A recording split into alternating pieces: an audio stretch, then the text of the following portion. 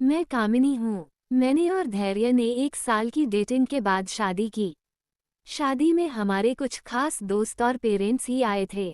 धैर्य ऐसा ही चाहते थे।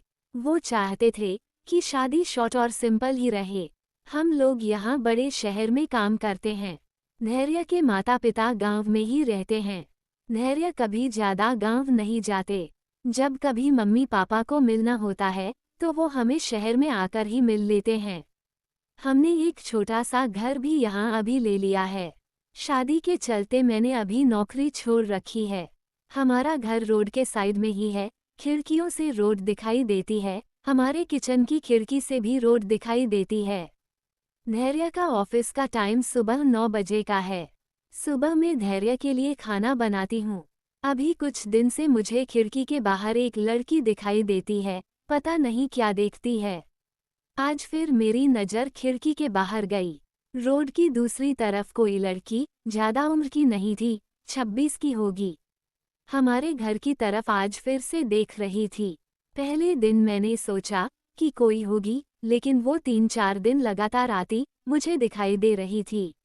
मैंने मन में सोचा कि जाकर उससे बात करूं। शायद किसी और का घर समझकर हमारे घर की ओर देखती होगी। सुबह धैर्य सोए थे, फिर वही दूर खड़ी दिखाई दी। इस बार मैं घर के बाहर आई, मुझे अपनी ओर आते देख घबरा गई। मैंने उससे पूछा, क्यों, आपको क्या परेशानी है? आप किसे ढूंढ रही है? वो घबराई हुई बोली, धैर्य यही रहता है। मैंने बोला, हाँ, आप कैसे जानती हो? वो इतना सुनकर घबरा कर चली गई। मैंने पीछे से आवाज दी पर उसने सुना नहीं। मैं अपने घर में वापस आ गई। मेरे आने के बाद धैर्य उठ गए थे। पूछा, कहाँ गई थी? मैंने बोला, पता नहीं, एक लड़की है जो हमारे घर की तरफ देखती रहती है।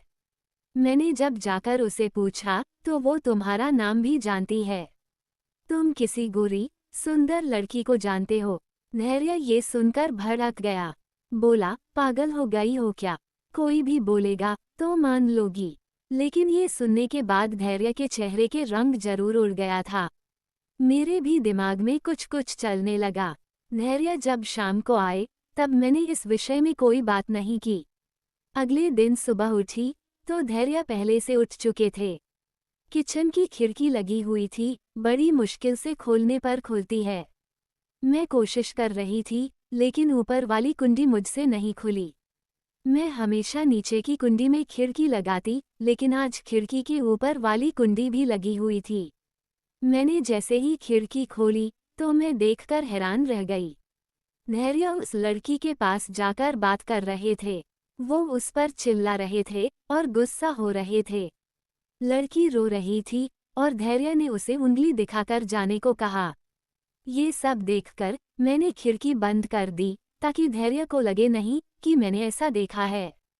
धैर्य फिर घर में आ गए। मैंने ऐसा जताया जैसे मैंने कुछ देखा ही नहीं।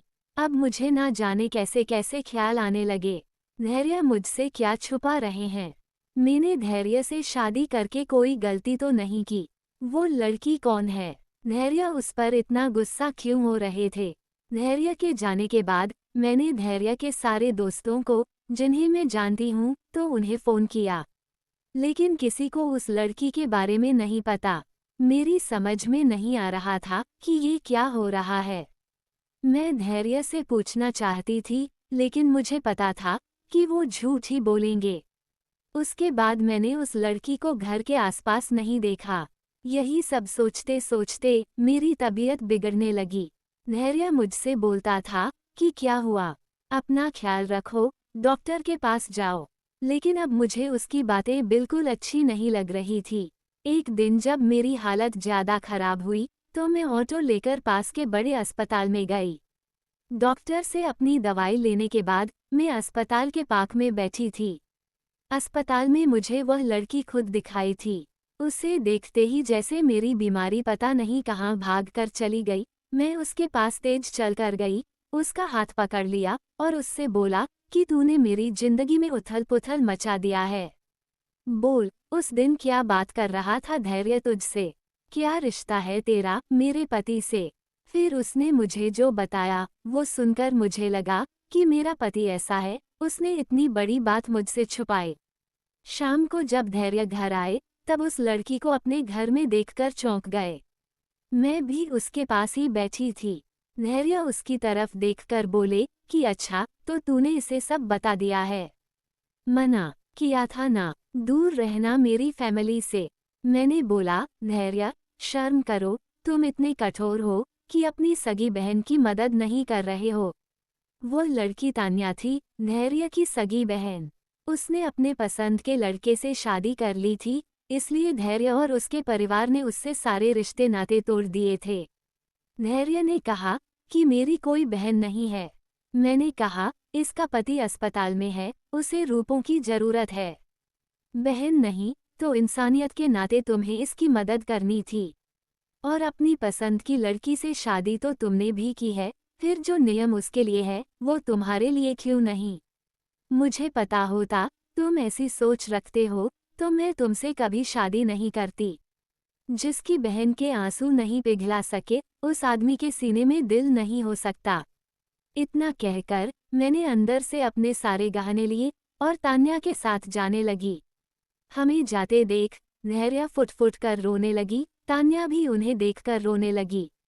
रोते हुए धैर्य बोले, हमने इसे बहुत प्यार दिया, पापा मम्मी, मैंने इसे रानी बनाकर रखा। और ये ऐसे ही एक दिन बिना बताए घर से चली गई। हमारा प्यार तूने नहीं देखा, इसके लिए मैं रात भर रोया कि कहाँ होगी मेरी बहन। इसे भाई और पापा की याद नहीं आई। अरे मुझसे कहती कि तुझे क्या करना था, ऐसे ही चली गई। अब क्यों आई है? बहन भी बोली, भैया मुझे लगा कि आप लोग नहीं मानेंगे।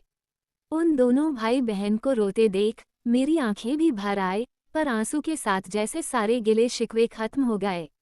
वो खुद अस्पताल गए तान्या के साथ। मम्मी पापा को भी बुलाया। दोनों ने बेटी को बड़े प्यार से गले लगा लिया। अब अस्पताल में तान्या के पति की हालत बहुत अच्छी है। डॉक्टर ने कहा कि जल्द ही डिस्चार्ज हो जाएंगे।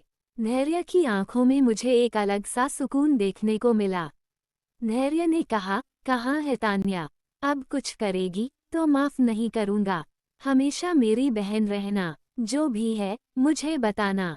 जिंदगी बहुत छोटी है, आपके अहंकार में इतना सुकून नहीं है जितना कि माफ कर देने में है। एक बार करके देखिए, जिंदगी बदल जाएगी।